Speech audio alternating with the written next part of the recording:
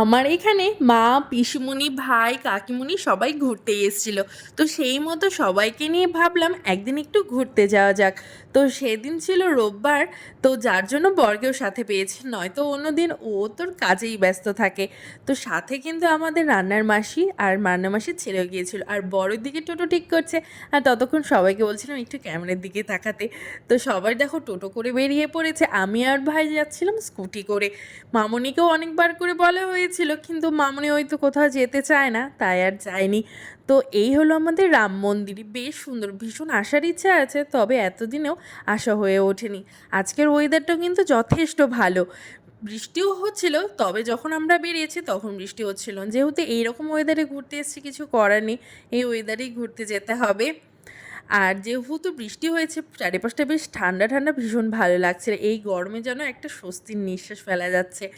তো আমরা যাচ্ছি হলো বোয়ালদার, আর বোয়ালদারের রাস্তা দিয়ে কিন্তু আমার মামা শ্বশুরের বাড়ি আর মাসি শাশুড়ির বাড়ি পড়ে।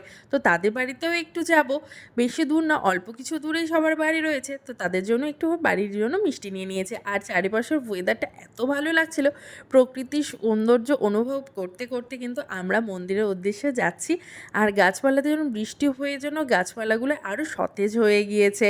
তো আমরা যখন যাচ্ছি তখনও কিন্তু জগন্নাথ ঠাকুর তার মাসির বাড়ির উদ্দেশ্যে রওনা হয়নি, তারও 2-1 দিন আগেই আমরা গিয়েছিলাম।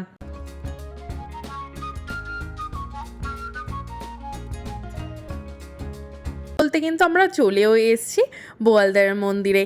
চারিপাশটা বৃষ্টি হয়ে যেন একদম পুরো কাদা কাদা হয়ে আসছে, জমিগুলো কিন্তু বেশ ভরাট, বেশ ভালো লাগছিল। গত বছর যখন জগন্নাথ ঠাকুরের এই মন্দিরটা উদ্বোধন হয়, তখন কিন্তু বেশ রোদ ছিল, চারপাশটা একদম পুরো কাকা করছিল। বাট এবার বৃষ্টি হওয়ার জন্য চারপাশটা পুরো কাদা কাদা হয়ে রয়েছে। আর এসে সবার প্রথমে সিঁড়ি দিয়ে মন্দিরগুলো দেখতে সবাই মিলে ব্যস্ত হয়ে উঠেছে। আর এখানে রয়েছে হচ্ছে রাধা গোবিন্দের মন্দির, এই মন্দিরটা কিন্তু আমার যে বড় মাসি শাশুড়ি রয়েছে সেই মাসি শাশুড়ি দিয়েছে। আর এই সবাই রয়েছে, সবাইকে ভিডিও করছিলাম বলে সবাই একভাবে তাকিয়ে রয়েছে। তো যাই হোক, সবাইকে দেখো। আর এই মন্দিরগুলো এত সুন্দর, এলে যেন মনটা একদম শান্ত হয়ে যায়।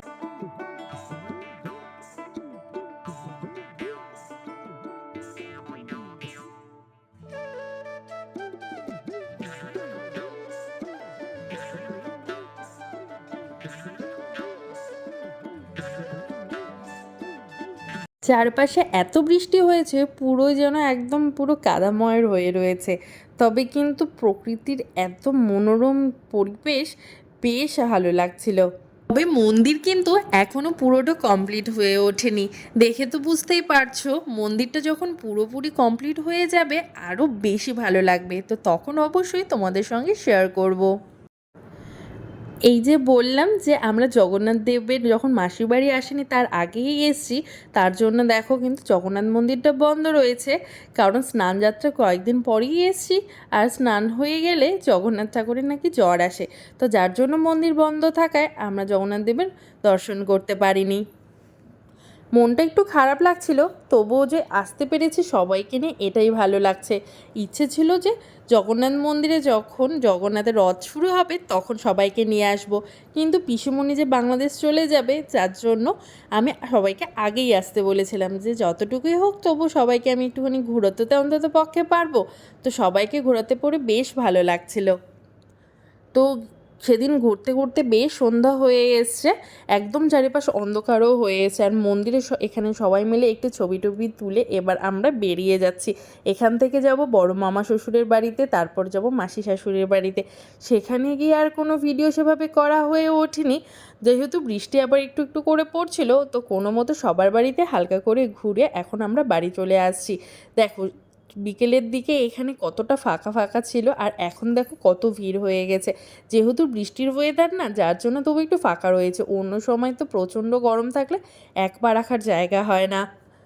তো এই ভিডিওটা যেটা দেখছো এটা হচ্ছে তার পরের দিন, এটা হলো গঙ্গাসাগর, আমার শ্বশুরমশাইয়ের বাপের বাড়ির জায়গা। আগের দিন যে ভিডিওটা দেখলে সেই ভিডিওটা ছিল আমার শাশুড়ি মায়ের বাপের বাড়ির জায়গা। তো তোমাদের একটা ভিডিওতে দুদিকের জায়গায় আমি ঘুরিয়ে দেখাচ্ছি। আর এটা হলো আমবাগান, এই আমবাগানটা হলো আমার শ্বশুরমশাইয়ের। তো দেখো সবাইকে একদম মানে সেদিনও প্রচণ্ড বৃষ্টি পড়ছিল, সবাই একদম পুরো খালি পায়ে গিয়েছে। কি করা যাবে, বেশ ভালোও লাগছিল এইরকম ওয়েদারে ঘুরতে পেরে। আমি তো পুরো একদম এই বৃষ্টির ওয়েদারে শাড়ি পরে, সবাই খালি পায়ে ছিল ঠিকই, আর আমি খালি পায়ে হাঁটতে পারি না, তো যার জন্য আমি জুতো পরে অমনি বেরিয়ে পড়েছি। এই কাদার মধ্যে ঘুরতে বেশ ভালোও লাগছিল, আবার ভয়ও লাগছিল, যদি পড়ে টরে যায় তো অবস্থা একদম পুরোই খারাপ হয়ে যাবে। চারিপাশে শুধু জঙ্গল, কিন্তু এই দিকটাতেও কিন্তু বেশ ভালো লাগছিল, একদম পুরো ঠান্ডা ঠান্ডা ওয়েদার ছিল। আর যেতেও হচ্ছিল, যেহেতু এইদিকে আমাদের জমি সব রয়েছে, তো জমিগুলো সবাইকে একটু ঘুরে দেখাবো, তো যার জন্য কাদার মধ্যে দিয়েই ঘুরতে হয়েছে। আর সেদিন ভালো পরিমাণে বৃষ্টি হচ্ছিল, যার জন্য ভিডিওটা আমি প্রথম থেকে স্টার্ট করতে পারিনি। ওখানে যাওয়ার পর ভাই বলছিল যে দিদি ভিডিও করলে না, তার জন্য ভিডিও করছি। আর দেখো এমন অবস্থা হয়ে গেছে শাড়ি পরে এই কাদা বৃষ্টির মধ্যে, যেমন শাড়ি পরে ভালো মতো আর হাঁটতেই পারছি না। তো বৃষ্টি পড়ার জন্য আমি আর সেখানে ভালো মতো কোনো কিছু ভিডিও করতে পারিনি, হালকা একটু ভিডিও করেছি। তো যাই হোক, চেষ্টা করব অন্য একটা ভিডিওতে গঙ্গাসাগরের ভালো মতো একটা ভিডিও তোমাদের সঙ্গে শেয়ার করা। সেখানে সব আত্মীয় বাড়িতে গিয়েছিলাম, ঘুরেছি, বেশ ভালো লেগেছে। তো টোটো করে আমরা এখন যাচ্ছি হলো আমাদের এখানকার লোকনাথ মন্দির। লোকনাথ মন্দিরে আমি বরের সাথে এমনি ঘুরে গিয়েছি, তবে মন্দিরের ভেতরে কখনো যাওয়া হয়ে ওঠেনি। তো আমাদের যে টোটো করে নিয়েছে সে আমাদের চেনা জানা হওয়ার জন্য, তো সে বলল যে এই বৃষ্টির মধ্যেও সে আমাদের লোকনাথ মন্দির ঘুরে দেখাবে। তোমরা ভালো করে লক্ষ্য করলে দেখলে বুঝতে পারবে যে টোটোতে অলরেডি বৃষ্টি পড়ছে, বেশ ভালো পরিমাণে বৃষ্টি পড়ছিল। তবুও সবাই যেহেতু এসছে, কে আবার কখন আসবে, তো যার জন্য এই ভালো সুযোগটার হাতছাড়া করিনি, চলেও এসি লোকনাথ মন্দিরে। লোকনাথ মন্দিরের পরিবেশটাও বেশ ভালো, যেহেতু একদম পুরো সন্ধেবেলা, তো বেশ সন্ধ্যা আরতিও হয়ে গিয়েছে, একটু আগে বোঝাই যাচ্ছে। আর পাশে কিন্তু হলো ভগবত পাঠ চলছিল। তো লোকনাথ মন্দিরের দর্শন করে এখানেও সবার সাথে একটু ছবি টবি তুলে এবার এখানকার প্রসাদ নিয়ে, মার দর্শন করে চরণামৃত নিয়ে এখান থেকে বেরিয়ে যাব। এখানেও বেশিক্ষণ থাকা হয়নি, যেহেতু বেশ আগে বেরোনো হয়েছে, আর বৃষ্টিতে সবার অবস্থায় মোটামুটি খারাপ, শাড়ি মোটামুটি প্রত্যেকেরই ভিজে গিয়েছে। এখানকার মন্দিরগুলো, ঠাকুরগুলো বেশ ভালো, ভীষণ ভালো লেগেছে। চেষ্টা করব এখানে অন্য দিন একদিন সময় করে আসার, তবে এখানে আসতে পেরে ঠাকুরের প্রসাদ পেয়ে নিজেকে ধন্য মনে করছিলাম। তো যাক, ভগবানের যে ইচ্ছে এটাই অনেক। তো আজকের ভিডিও এখানে এন্ড করছি। সকলকে অনেক অনেক ধন্যবাদ ভিডিওটাতে সম্পূর্ণ থাকার জন্য। দেখাচ্ছ অন্য কোনো ভিডিওতে। বাই।